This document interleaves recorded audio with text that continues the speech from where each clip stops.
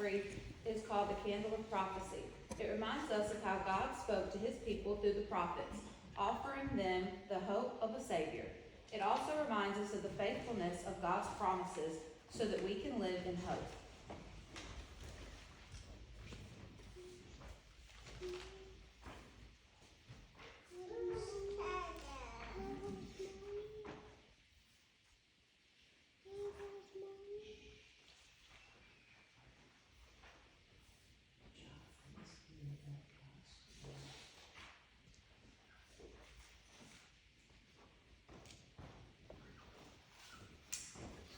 Isaiah says in chapter 9, verses 2 through 7, the people who walked in darkness have seen a great light. Those who dwelt in the land of deep darkness, on them has light shined. You have multiplied the nation, you have increased its joy. They rejoice before you as with joy at the harvest, as men rejoice when they divide the spoil. For the yoke of his burden, the staff of his shoulder, the rod of his oppressor, you have broken as on the day of Midian. For every boot of the trampling warrior in battle, tumult, every garment rolled in blood will be burned as fuel for the fire. For unto us a child is born, unto us a son is given, and the government will be upon his shoulder. His name will be called Wonderful Counselor, Mighty God, Everlasting Father, the Prince of Peace. Of the increase of his government and of peace there will be no end, upon the throne of David and over his kingdom, to establish it and uphold it with justice and with righteousness from this time forth and forevermore. The zeal of the Lord of hosts will do this.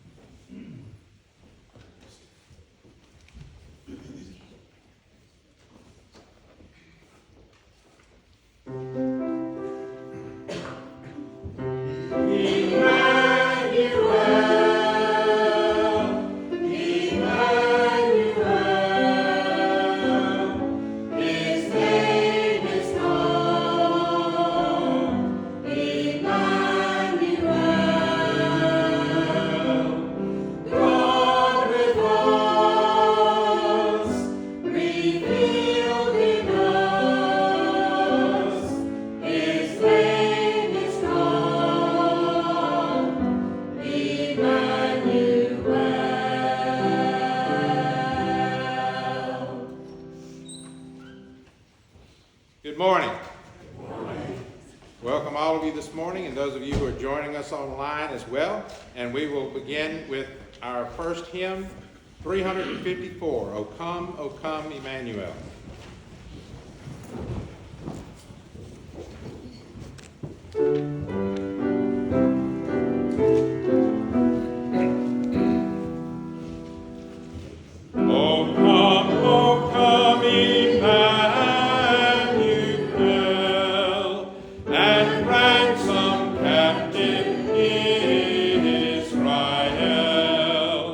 That mourns in lowly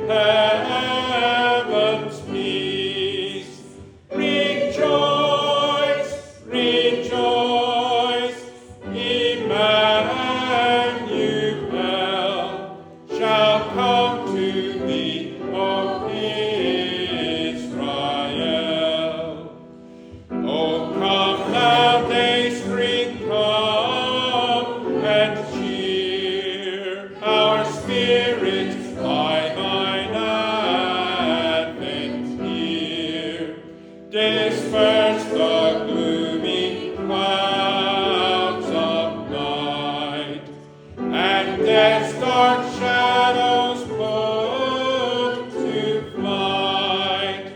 Rejoice, rejoice, Emmanuel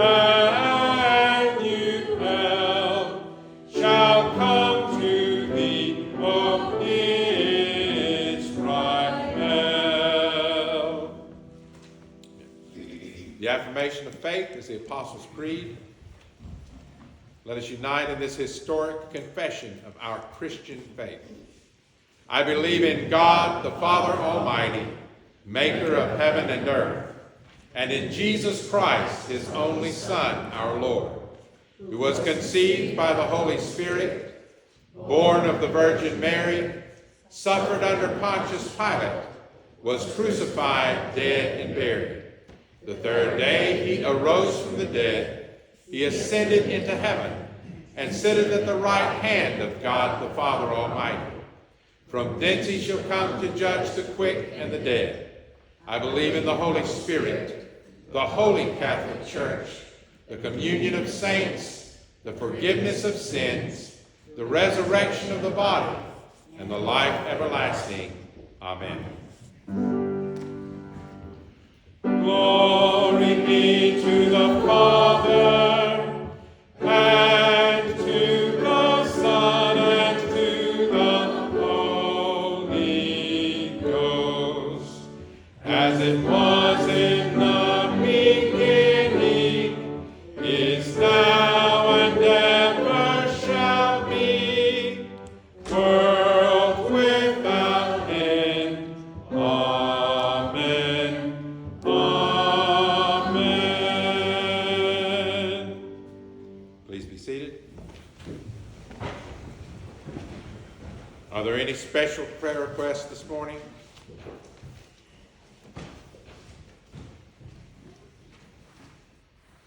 Are there any unspoken needs? Just lift your hands. Let's go to the Lord in prayer. Heavenly Father, as we come into this place this morning, celebrating this first Sunday of the Advent season, I pray, Lord, that our hearts truly are filled with anticipation, with wonder and expectation, not only preparing, Lord, to celebrate your birth among us as one of us, but more especially anticipating your return, when you will come again not as a lowly infant, but as King of Kings and Lord of Lords. And in expectation of that, help us, Lord Jesus, to truly lay aside all the things that weigh down upon us, that hold us back, that distract us, so that we can fully embrace your love and your truth and make you King of our lives every day. Lord Jesus, we are so thankful for the ways that you encourage us and inspire us, for the blessings that you send to us, not only meeting our needs, but blessing us, Lord, so far beyond just what we need. And help us in those blessings to be good stewards of your grace, looking for opportunities to bless those, Lord, who are in need, lifting them up, encouraging them, giving them what it is that they lack, and doing it all, Heavenly Father, for your glory and your honor. For we know that all things belong to you, and we are but given charge over them for a little while. I pray we are faithful with those things. And Lord, as we worship this morning, we give you thanks for the salvation that comes through your great sacrifice, which we will celebrate in the sacrament of Holy Communion. And Lord Jesus, we just continue to pray that you would inspire us to look for ways to be in service around us, blessing and bringing your word to fruition in our faithful living, in our evangelization, sharing the truth of your salvation and love with those around us, and encouraging them to come and join this, your heavenly family. And Lord, we're just so in awe of all that you do, and pray that we might give faithful response in our daily living. Bless those, Father, who are sick. We pray healing upon their bodies, their minds, and their spirits. We pray, Holy Spirit, that you would enfold those who are grieving this morning and bring comfort and hope and peace to their hearts and minds.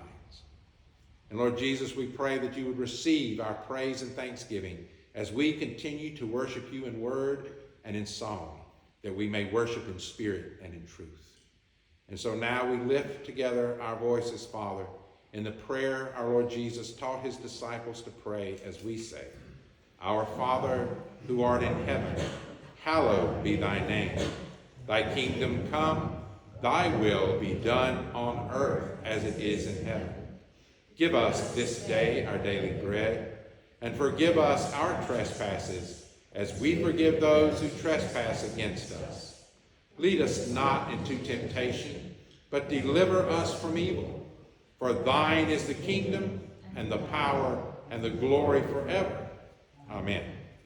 Our second hymn is 380 in our hymnals here. There's a song in the air.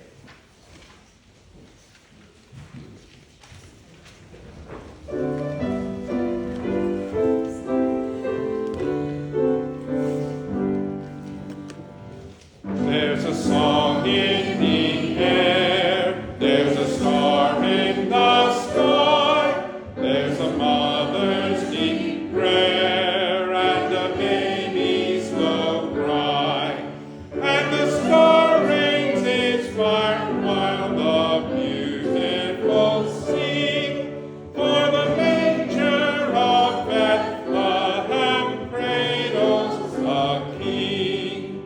There's a tumult of joy o'er the wonderful birth, for the virgin's sweet boy is the Lord of the earth. Aye, the star rains its fire while the beautiful sing, for the manger of Bethlehem cradles the King. In the light of that star lie the ages impearled, and that song from afar has swept over the world. Every heart is aflame and a beautiful sing in the homes of the nations that Jesus is King. We rejoice in the light, and we echo the song that comes down through the night from the heavenly throng. Aye, we shout to the lovely evangel they bring, and we greet in his cradle our Savior and King. Our reading this morning is 639. Good Tidings, 639.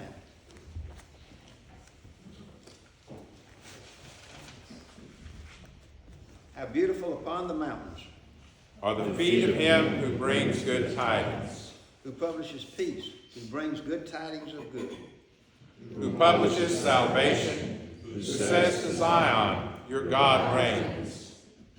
break forth together into singing, You waste places of Jerusalem. for the Lord has comforted his people. He has redeemed Jerusalem. The Lord has bared his holy arm, Before the eyes of all the nations, and all the ends of the earth shall see. the salvation of our God, And you shall know that I, the Lord, am your Savior. and your Redeemer, the mighty one of Jacob. Violence shall no more be heard in your land. Devastation or destruction within your borders, You shall call your walls salvation. and your gates praise. The sun shall no more your light by day, Nor for brightness shall the moon give light to you by night. but the Lord will be your everlasting light. And your God will be your glory. Please be seated. If the ushers would come forward at this time, we'll receive the morning tithes and offerings.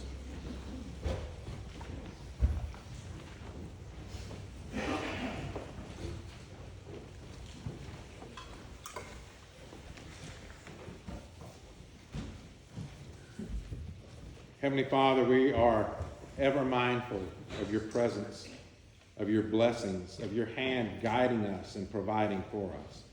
And as we come now bringing our tithes and our gifts, I pray, Lord, that your blessings would be upon the gifts that we proffer, as well as on us ourselves, and that all, Lord, may go for the building of your kingdom in this community and throughout the world. In Jesus' name, amen.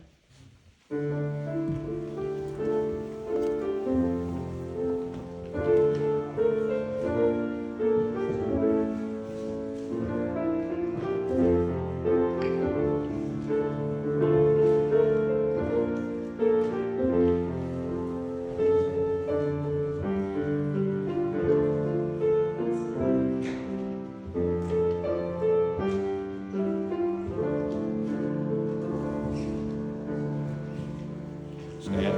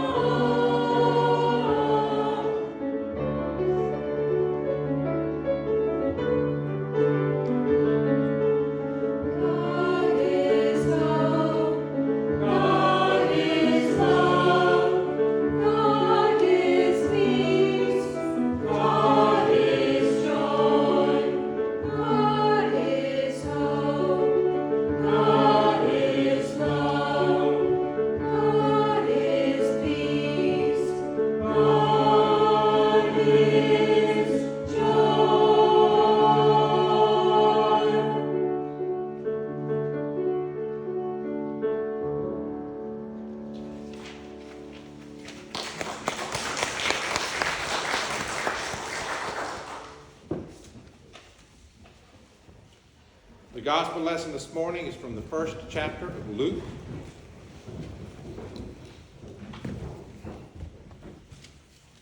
Beginning with verse 1. Inasmuch as many have taken in hand to set in order a narrative of those things which have been fulfilled among us, just as those who, from the beginning, were eyewitnesses and ministers of the word delivered them to us. It seemed good to me also, having had perfect understanding of all things from the very first, to write to you an orderly account, most excellent Theophilus, that you may know the certainty of those things in which you were instructed. There was in the days of Herod the king of Judea a certain priest named Zachariah, of the division of Abijah. His wife was of the daughters of Aaron, and her name was Elizabeth. And they were both righteous before God, walking in all the commandments and ordinances of the Lord blameless. But they had no child, because Elizabeth was barren, and they were both well advanced in years. So it was that while he was serving as priest before God in the order of his division, according to the custom of the priesthood, his lot fell to burn incense when he went into the temple of the Lord. And the whole multitude of the people was praying outside at the hour of incense. Then an angel of the Lord appeared to him, standing on the right side of the altar of incense. And when Zachariah saw him, he was troubled, and fear fell upon him. But the angel said to him, "Do not be afraid, Zachariah, for your prayer is heard, and your wife Elizabeth will bear you a son, and you shall call his name John. And you will have joy and gladness, and many will rejoice at his birth, for he will be great in the sight of the Lord, and shall drink neither wine nor strong drink. He will also be filled with the Holy Spirit, even from his mother's womb. And he will turn many of the children of Israel to the Lord their God.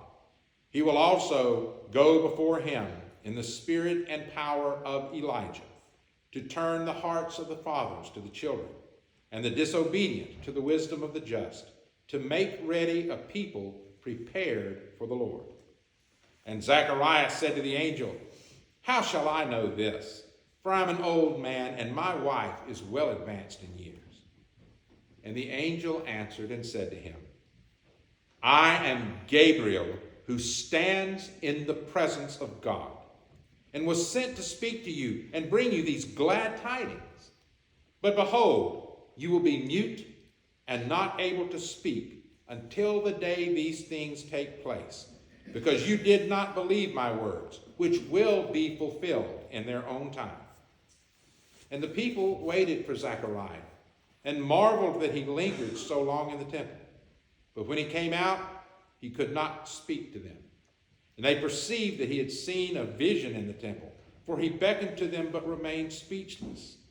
So it was, as soon as the days of his service were completed, that he departed to his own house. Now after those days his wife Elizabeth conceived, and she hid herself 5 months, saying, "Thus the Lord has dealt with me in the days when he looked on me, to take away my reproach among people." This is the word of God for the people of God. Praise be to God. Please be seated.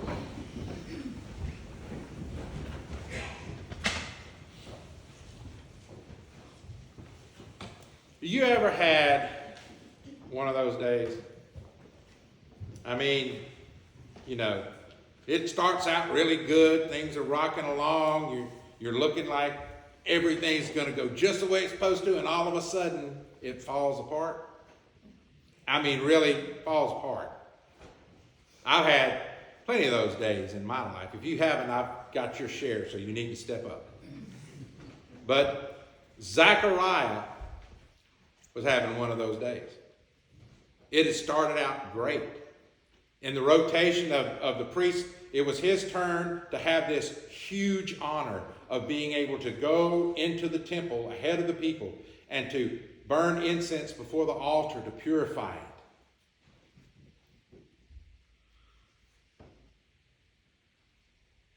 But something happened that had never happened before, ever.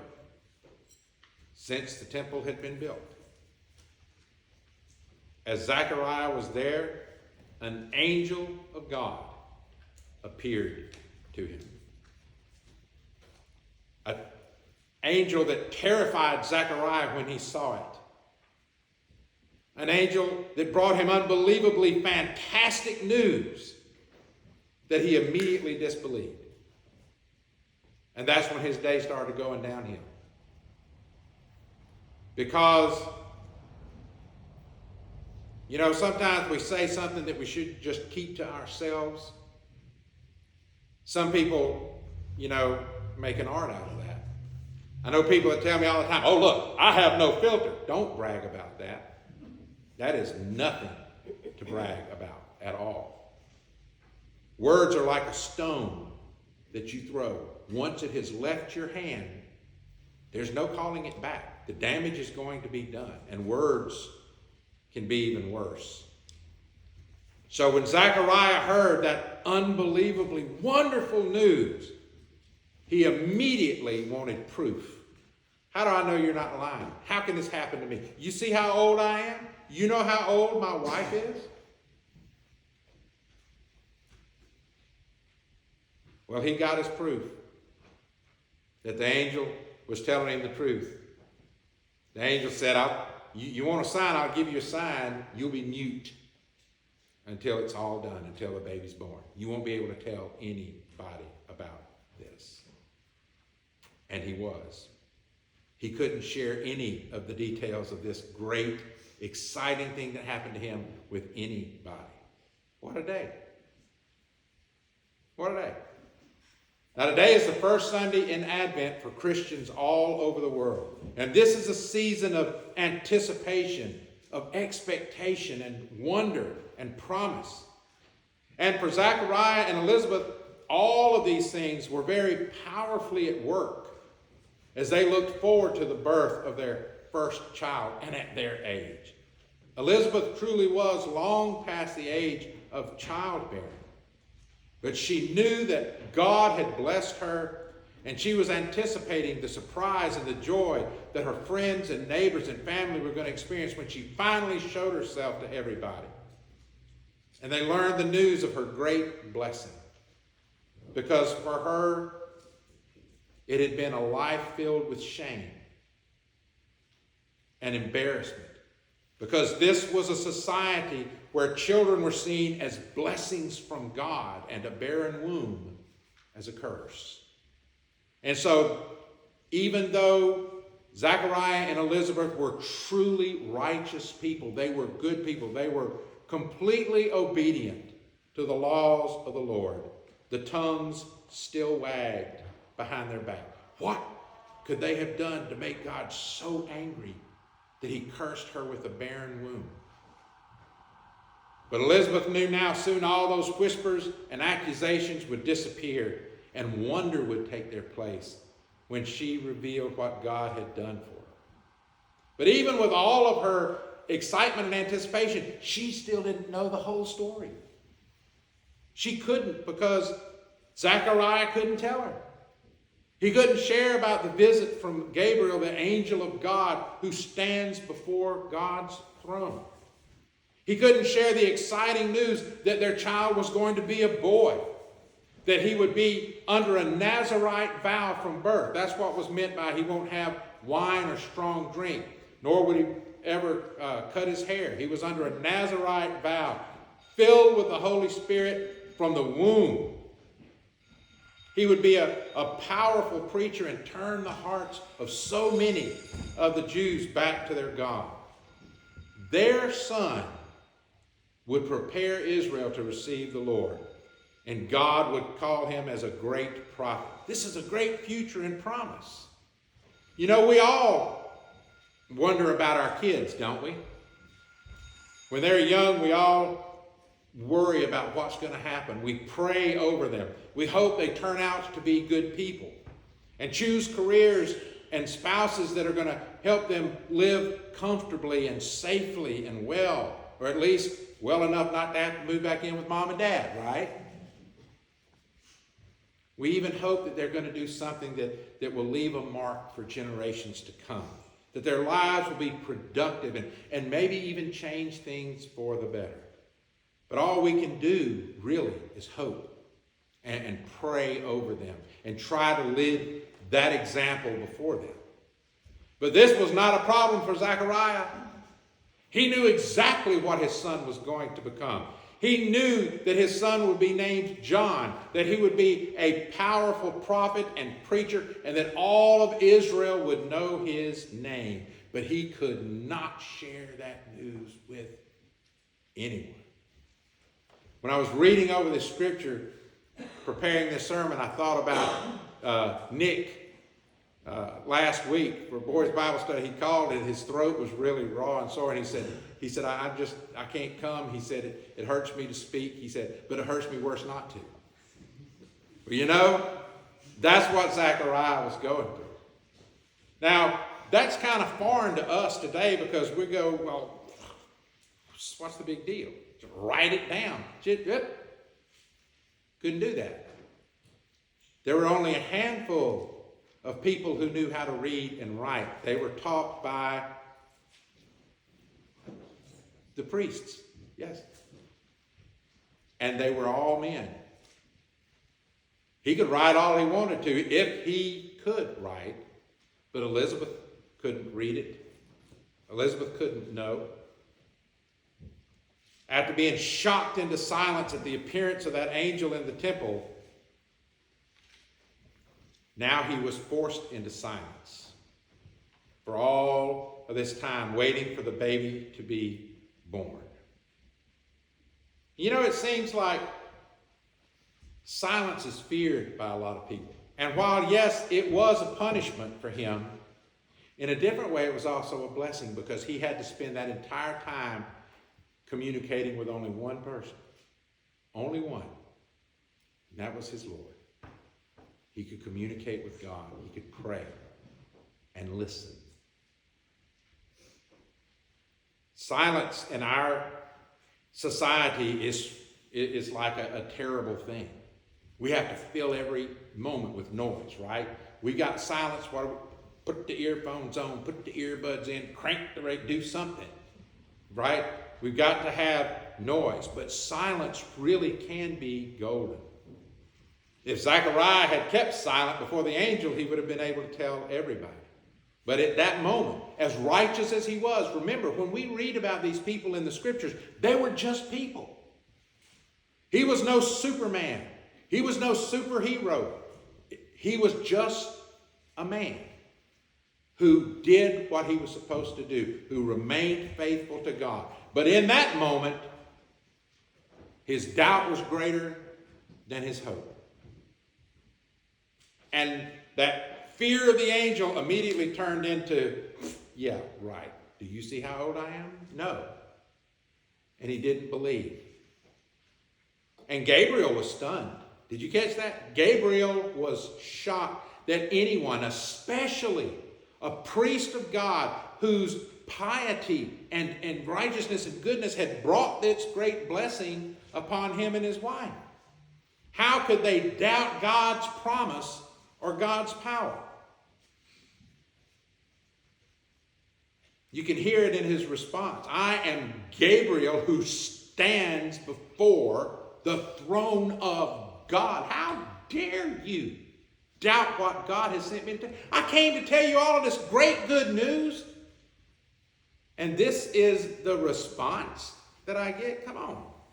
Zechariah learned that some things in life are not to be questioned, just believed. And we read that and we go, wow, this guy. And then look in the mirror. How strong is your faith?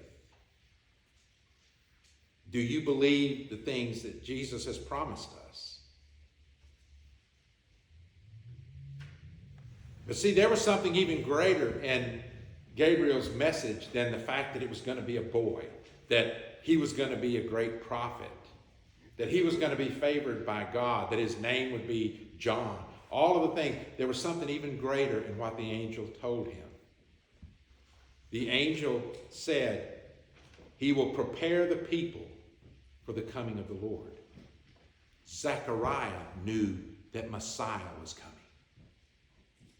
He was the only one on earth that knew Messiah was what the Israelites had been praying for hundreds of years was about to take place. In the lifetime of his own son, who would be the prophet who would prepare the way for him, Messiah was coming, and he could not tell anybody all this exciting news. All because he didn't consider who he was speaking to, what he was saying. After a lifetime of faithful service, in that one great moment, he couldn't keep his mouth shut. And one lesson we need to learn from this today is that silence can often be the most productive choice we can make. You know, we don't always have to say something to fill the space. The Bible is full of examples of the power of silence, especially before God. The psalmist writes, "The Lord is in his holy temple. Let all the earth keep silence before him." In fact, it's in the silence that we truly encounter God and that we truly enter into his presence. As he himself said, "Be still and know that I am God."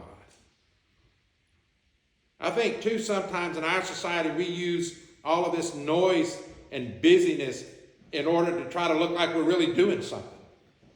When really the best thing we can do in a lot of situations is just be still, be silent, because that allows us to listen to what the Holy Spirit is telling us to do, where the Holy Spirit is guiding us to go and to be.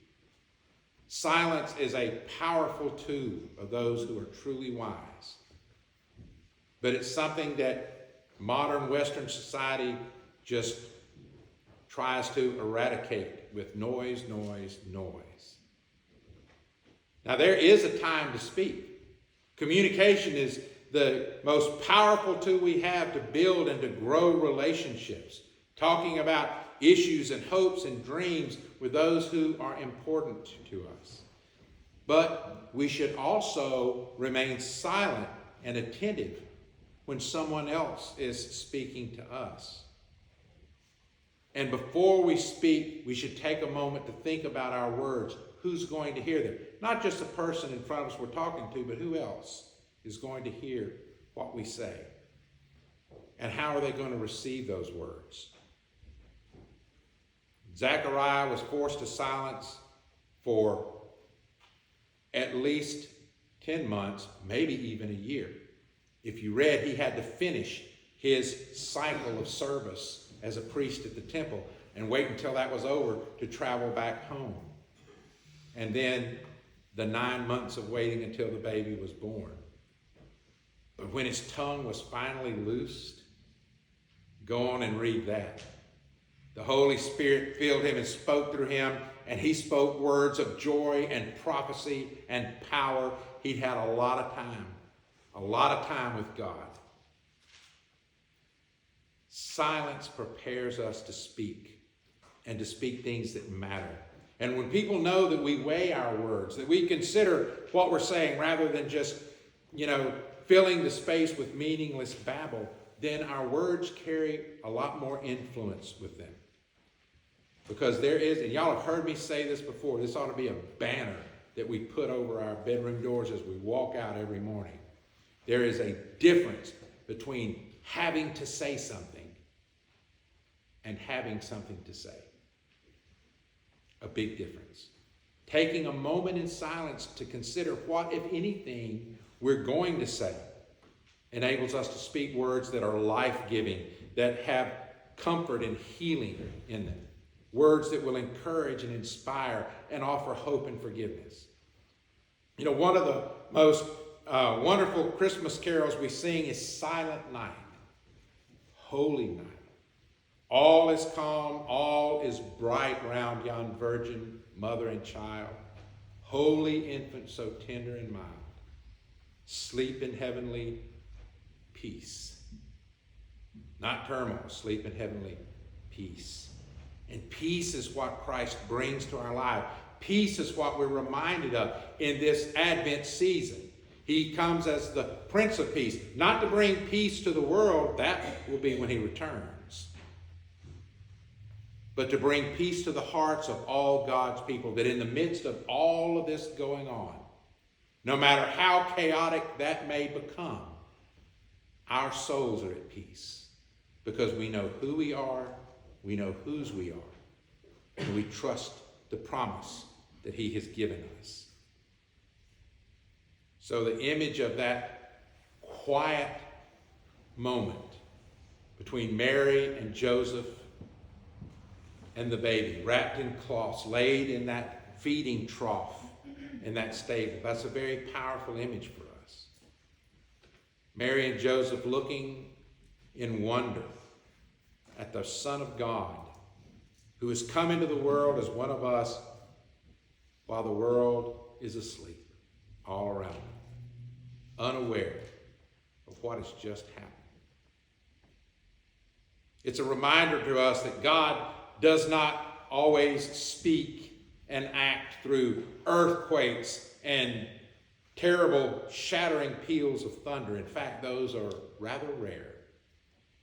God speaks and acts in and through the hearts and the minds of his people every day in that still, small voice, speaking encouragement and instruction, hope and power into our lives. And we only hear him when we are wise enough to spend time in silence to listen. I wonder how many of you really pray. Because if you just say a blessing, if you just say, God, thank you for da-da-da-da-da, and please bless da-da-da-da-da, and I need da-da-da-da-da, amen, you haven't prayed. You've just given a speech. You hear what I'm saying? You thank God, you gave him a list of what you need, and who else needs it, and da-da-da-da-da, amen, and you go about your way. That's one way. That's just you telling God something. That's not communication. Prayer is communication with God. That means that when you're done saying what you got to say, shut up and listen to what God has to say. If you're going to have a conversation with somebody and they come up to you and they say da-da-da-da-da and whirl around and walk away, is that a conversation? No, a conversation is when we share. God has things to tell you. God has words of promise and hope and inspiration and love and peace to share with you. But you've got to be silent and listen to hear what God is saying. You've got to give him a chance to speak back to you so that you can take time to consider what he's calling you to do and be in any given situation, where he's directing you, and what really matters. Rather than buying into the lie that only the people who are always busy and bustling and babbling ever get anything accomplished. So take time to find your inner peace. Take time after you've gone to God with your needs and your praise and your thanksgiving and your worries and your concerns to then stop and listen to what the Holy Spirit has to share with you of how God is going to answer all those prayers. You say you believe God answers prayers. Do you ever listen to the answer? I think sometimes when we say God answers prayers, it's just I want to see what he's fixing to do for me out here. That'll be the answer to my prayer. No, he answers you in prayer too. It's communication, church. Take time to wrestle with your thoughts and give your ideas a chance to grow and develop as you ponder them in your heart with God. And take time to listen to some Christmas carols this year. It's always amazing to me that I'll be humming something and I say, what's that? Well, it's a Christmas carol. Really? I never heard that. We sang it last Sunday in church. Listen, I'm not talking about listening to rocking around the Christmas tree. I'm talking about listening to some Christmas carols. Okay? It is by the way, a medically proven fact that listening to Christmas carols has medical benefits to us. They cause our heart rate to slow. They bring a calmness and a focus to our minds and give us a sense of worth and inner peace. Not to mention the spiritual benefits of keeping our minds as God's people focused on what this is all about and what really matters.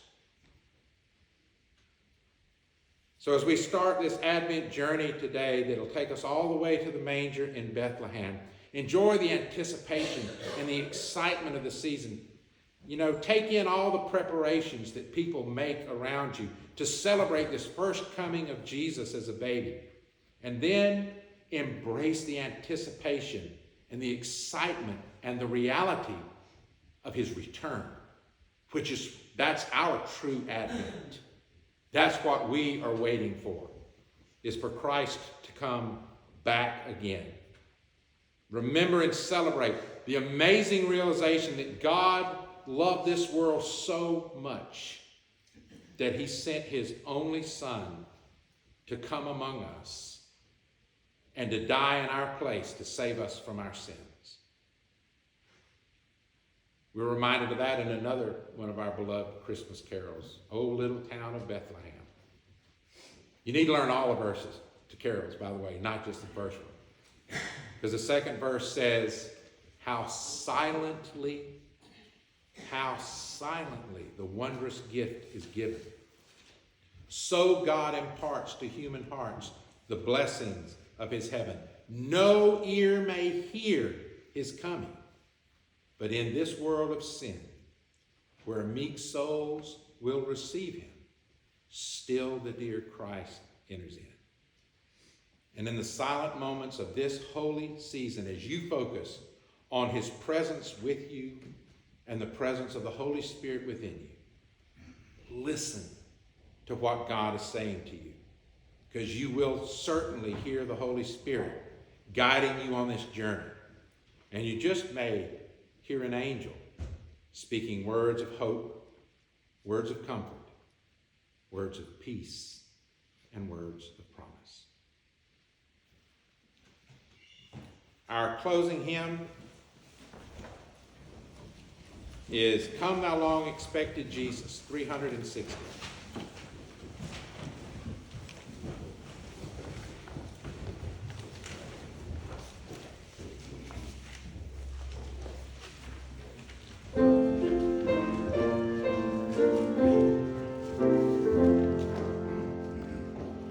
Come thou long expected Jesus, born to set thy people free. From our fears and sins release us, let us find our rest in thee. Israel's strength and consolation, hope of all the earth thou art, dear desire of every nation, joy of every longing heart. Born my people to deliver, born a child and yet a king, born to reign in us forever. Now thy gracious kingdom bring. By thine own eternal Spirit, root in all our hearts alone. By thine all-sufficient merit, raise us to thy glorious throne. May the Lord bless you and keep you. May the Lord make his face to shine upon you and be gracious unto you. May the Lord lift up his countenance upon you and give you peace. In the name of the Father, and of the Son, and of the Holy Spirit. Amen.